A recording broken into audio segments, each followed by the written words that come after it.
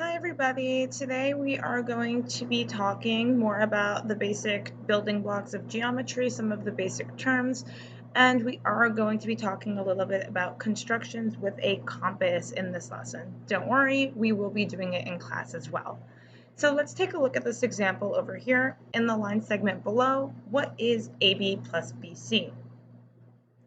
If you said AC, you would be correct. Let me write that down. AB plus BC is equal to AC. If you're having a little trouble of seeing that, we can do it visually as well. AB is this part of the whole line segment. BC is this part of the whole line segment. Taking both parts together, we get the whole line segment AC. This is an example of the partition postulate, which states the whole is equal to the sum of its parts. So basically, to get a whole line segment, just take the parts and add them together. Take a second and fill in the blanks here. 5 plus 2 is equal to 2 plus 5. They are the same thing. They are both 7. You may remember this from algebra, and it's called the addition property of equality in algebra because we're adding things together that are equal. Similarly, in geometry, we have the addition property of congruence, which states that if equal quantities are added to equal quantities, the sums are equal. And we're going to see an example of what this looks like in just 1 second.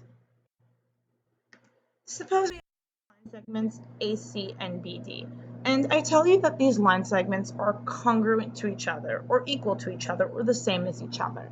I'm going to put a congruence mark on each one, a little tick mark on each one, just to indicate that they are in fact congruent to each other. They're the same size and shape. Okay, now let's say we're adding another segment. We can call it EF. To each of these existing line segments. So I'm taking EF, and sorry that my line is not straight, I'm drawing this freehand, and I'm adding EF onto AC, and let's say that I'm also adding EF onto the line segment BD. Now, I'm adding the same line segment onto AC and BD. They're both getting EF added onto it. So EF is obviously the same as itself. It's congruent to itself. So if we're taking two congruent segments, AC and BD, and we're adding another congruent segment, EF, onto each one, what statement can you make about the new line segments, AF, that would be this whole new line segment over here, and BF? That would be this whole line segment over here, this whole new one, including EF. What statement could you make about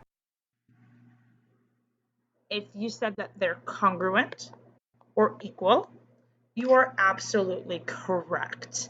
This is an example of the addition postulate of congruence. Once again, all that it says is that if we're starting with two congruent things, in this case, two congruent line segments, and we're adding on another congruent line segment to each one, the sums are going to be congruent. Start with congruent, add congruent, your sums should be congruent as well.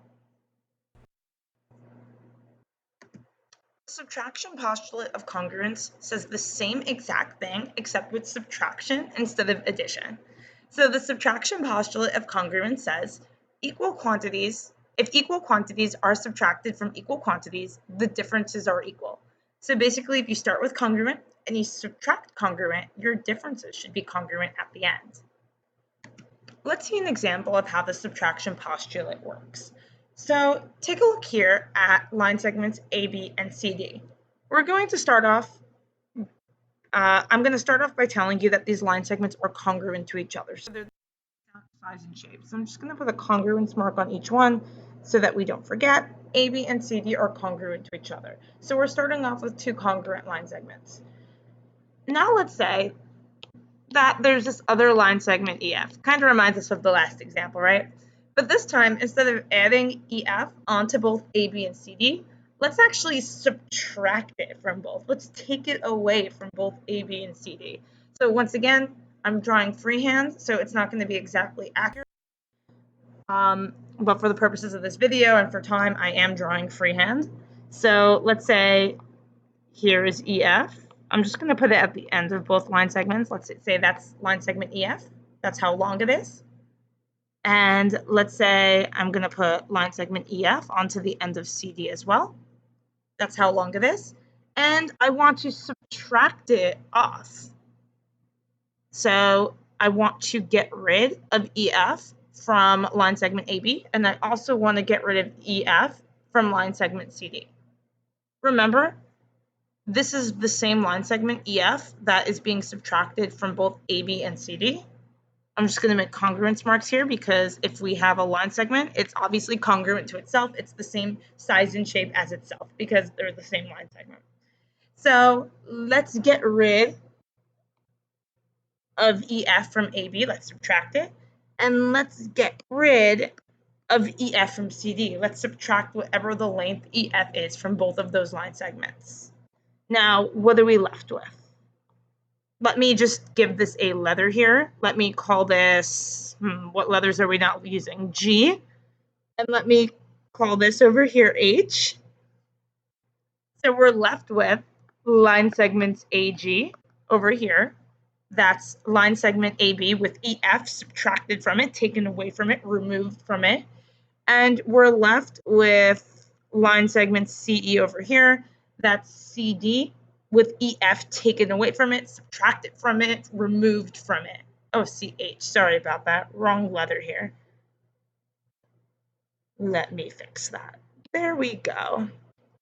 What statement can you make about these remaining line segments, AG and CH? Well, if you said that they're congruent to each other, you would be exactly right as well. That's the subtraction postulate of congruence. We started with two congruent line segments, AB and CD. We subtracted, we took away a congruent line segment EF from each one. So the difference is what's left over on each one will be congruent to each other as well. Start with congruent, subtract congruent, your result will be congruent as well. So I just want to briefly talk a little bit about constructions in this video, and don't worry if this is all scary, we're going to see this in class tomorrow. This is just giving you a preview so you don't walk into class, not knowing what's going on at all. This is a little preview of what we're going to see tomorrow. So we're going to talk a little bit about constructions with a compass. So I want you to take a look at this line segment over here that I drew. I just drew a random line segment over here. And I want you to think about how might you copy the line segment? So copy it to somewhere else on your paper using only a compass. Not with a ruler, not by measuring it, just simply with your compass. And you can take a look at your own compass and say, what might I do? I don't know. Think about it. So I'm sure you all probably had some great ideas. So let's talk about how we actually do it. And in this video, since I am on my computer, I'm going to be showing this with one of the open-close compasses like you see here, which is really great for those of you who have that compass. And if you have the flat red compasses that I've been showing in class, that's also really great because that's how I'm going to be doing it in class most of the time with the flat red compass. So we'll get to see it both ways, one way in the video and one way during class. So you can get used to using whatever kind of compass that you have. So the first thing I'm going to do is I'm going to start off with a line segment that's not a line segment, that's a crooked line. I'm going to start off with a line segment that's longer than the one that's already here. The reason for that is I can't use a ruler, so I don't know exactly what the length of the line segment is that I want to copy. I have no idea. So I'm going to make my new line segment a little bit longer. That way I have room to fully copy the line segment that I'm trying to copy. I'm going to pick up my compass. Oops, that's not picking it up. There we go. I got to hit the arrow button so I can click on it. And I'm going to put the compass point on the endpoint of the line segment that I'm copying. That's because I have to know where it starts, right? If I'm going to copy it, I'm trying to basically measure it with my compass. So I need to put it at the start and measure where it goes to. And in order to measure where it goes to, I'm just going to pull my compass open until I'm as close to the endpoint as I possibly can be. And I might not be 100% perfect or 100% accurate, but I'm going to try to be as best as I can. And that's what goes for you guys in class as well, and on your tests and all of that stuff when you're doing constructions. If you are using a red flat compass, the opening, the hole in the middle where your pencil goes through, goes where the needle is of this open close compass. And then what you're going to do is you're going to find a hole around the side that best matches up to the end of the line segment as best as you possibly can find a match. And then with our pencil, we are going to make an arc. Now, it doesn't matter how big your arc is or how small it is. The only reason that we're making an arc here is to show that we just measured the line segment. We started on the endpoint, we opened it up to the other endpoint. So right now, we have measured the line segment. What we're going to do now is, without changing how much it's opened or closed, and if you're using a flat compass, without changing the hole that your pencil's in, you got to remember the holes. I know it's really annoying. All I'm going to do is move my compass point down to the end point of my new line segment that I drew, and I'm just going to make another arc over here. Since I kept the same measurement that I measured from the line segment we were copying, if I put an endpoint right over here, this line segment, oops, hard to draw on the computer. This line segment that we just constructed the length of should be exactly the same as the original one. So what we did is we just copied the original line segment and we moved it somewhere else. So that's the very first construction we're going to talk about. It's called copying a line segment. In class, we're going to do lots of other constructions. Even tomorrow, we're going to add on to this construction in class. So hopefully this was a little preview.